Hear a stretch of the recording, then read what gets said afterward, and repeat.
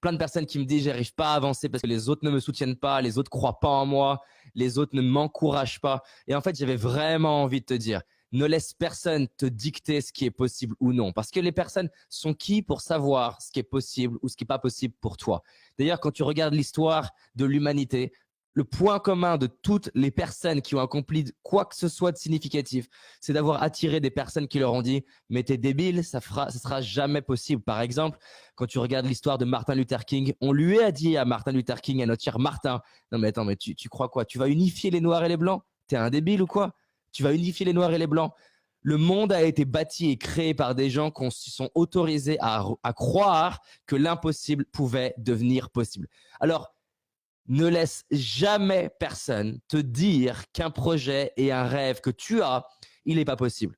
Quand je dis ne laisse personne, c'est dans le sens que même si on te dit « Ah, mais tu veux faire des vidéos sur YouTube, t'es con ou quoi ?» Fais-les quand même, ne serait-ce que pour apprendre. T'imagines pas le nombre de personnes qui m'ont dit « Fais pas de vidéos sur YouTube, fais pas de conférences, t'es trop jeune, t'es trop ceci, t'es trop je sais pas quoi. » Et en fait, j'avais peur. Donc, ne laisse personne dicter tes projets, ta vie ou ce qui est important pour toi. Je vais répéter ça. Ne laisse personne dicter tes projets, ta vie et ce qui est important pour toi.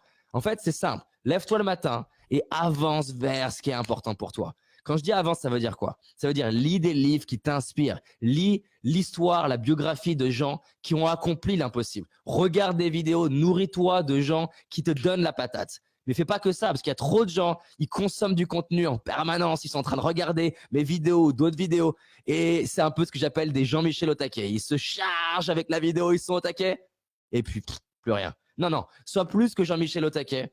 Tu regardes les vidéos, tu as la patate, et ensuite, fais des choses.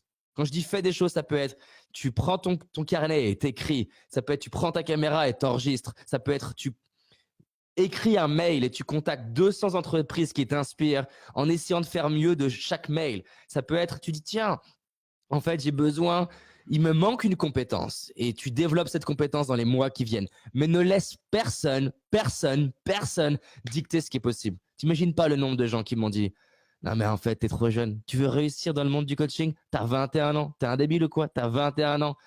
Ah, mais tu sais pas bien t'exprimer, t'articules mal. Alors, ton anglais, c'est de la merde. Quand je suis parti aux États-Unis, il y a des gens qui m'ont dit, mais c'est quoi ces rires de fillettes? On dirait une fillette, arrête. Des personnes qui m'ont dit, mais ton anglais, il est horrible, horrible. En fait, tu auras toujours des gens pour critiquer ce que tu fais. Donc voilà, vraiment, c'était le message que j'avais envie de vous passer. Avance vers tes rêves. Et quand quelqu'un te critique, il y a 3 étapes. Première étape, c'était victime, tu râlais, c'est injuste, c'est pas facile. La deuxième étape, c'est de basculer en mode fuck, mais je vais pas me laisser rabaisser et écraser parce que quelqu'un pense. Fuck. Et c'est ce qui m'a aidé à me dire, en fait, je vais pas laisser, par exemple, pour moi, un documentaire décider de créer l'histoire sur ce que je fais ou ce que je ne fais pas. Je vais pas laisser des gens faire ça. Donc, la deuxième étape, c'est le fuck. Et la troisième étape, c'est merci. C'est te dire, en fait, tu vois, grâce à ça, je m'aime davantage. Parce que quoi de mieux que la critique pour apprendre à s'aimer? Quoi de mieux que la critique pour parfois apprendre des choses intéressantes? Parce que des fois, dans certaines critiques, moi, j'aime bien lire les commentaires. Parce que dans les commentaires, il y a des trucs des fois qui me disent « Ah, David, j'adore quand tu fais ça. » Et c'est top. Et des fois, « Tiens, j'aime pas quand tu fais ça. » Et s'il y a 1000 personnes qui me le disent, tiens, c'est intéressant. Ou s'il y a 40 personnes où je sens que c'est le genre de personnes que j'ai envie d'aider qui me font le même retour négatif, c'est intéressant.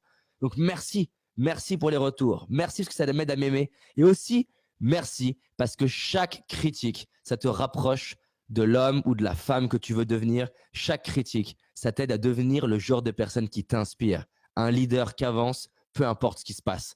Donc, si ta famille te critique, si tes amis te critiquent, si ton entourage te critique, si les médias te critiquent, si ton boss te critique, avance, avance, peu importe ce qui se passe, avance, forme-toi, relève-toi, recommence. Mais ne laisse personne dicter ta vie et tes projets.